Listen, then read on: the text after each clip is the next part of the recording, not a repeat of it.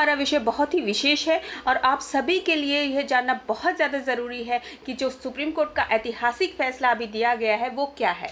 Actually में supreme court ने अभी एक ऐतिहासिक फैसला दिया है कि बहू को है सास ससुर के घर में रहने का अधिकार। इसमें मैं ये क्लियर करना चाहती हूँ कि इसमें घर में रहने का अधिकार बताया गया है। तो स्वागत है आप सभी का एडवोकेट पिंकी लीगल हेल्पलाइन में, जो कि मेरा चैनल है। आप इस चैनल को ज़रूर सब्सक्राइब कीजिए ताकि समय समय पर आपको ज़रूरी जानकारी कानून संबंधी प्राप्त हो सके। इस ऐतिहासिक फैसले में सुप्रीम कोर्ट ने कहा है कि घरेलू हिंसा की शिकार महिला को सास ससुर के मालिकाना हक वाली संपत्ति में रहने का अधिकार है। सुप्रीम कोर्ट ने बहू को रिहायशी का अधिकार दे दिया है। सुप्रीम कोर्ट ने अपने फैसले में कहा है कि घरेलू हिंसा की शिकार बहू को अपने सास ससुर के साथ घर पर रहने का हक है।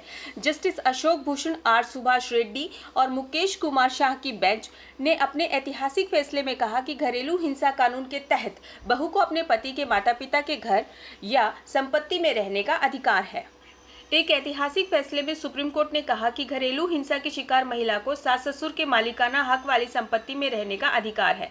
सुप्रीम कोर्ट ने बहू को रिहाइश का अधिकार दे दिया है। सुप्रीम कोर्ट ने अपने फैसले में कहा कि किसी भी समाज का विकास महिलाओं के अधिकारों की रक्षा और उन्हें बढ़ावा देने की क्षमता पर निर्भर करता है। सुप्रीम कोर्ट ने अपने फैसले में कहा कि घरेलू हिंसा की शिकार बहू को अपने सास ससुर के साथ पर रहने का हक है। जस्टिस अशोक भूषण, आर सुभाष रेड्डी और मुकेश कुमार शाह की बेंच अपने ऐतिहासिक फैसले में कहा कि घरेलू हिंसा कानून के तहत बहू को अपने पति के माता पिता के घर या संपत्ति में रहने का अधिकार है। कोर्ट ने अपने फैसले में कहा कि परिवार की साझा संपत्ति और घर में भी घरेलू हिंसा की शिकार पत्नी को हक मिलेगा।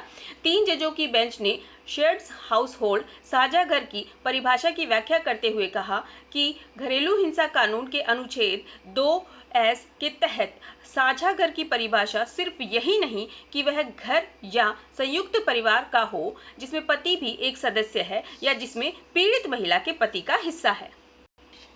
साल 2006 के फैसले में 2 जजों की बेंच ने कहा था कि पीड़ित पत्नी सिर्फ एक साझा घर में निवास के अधिकार का दावा करने की हकदार है, जिसका मतलब सिर्फ पति के द्वारा किराए पर लिया गया घर या संयुक्त परिवार से जुड़ा घर होगा जिसमें पति का एक सदस्य होगा।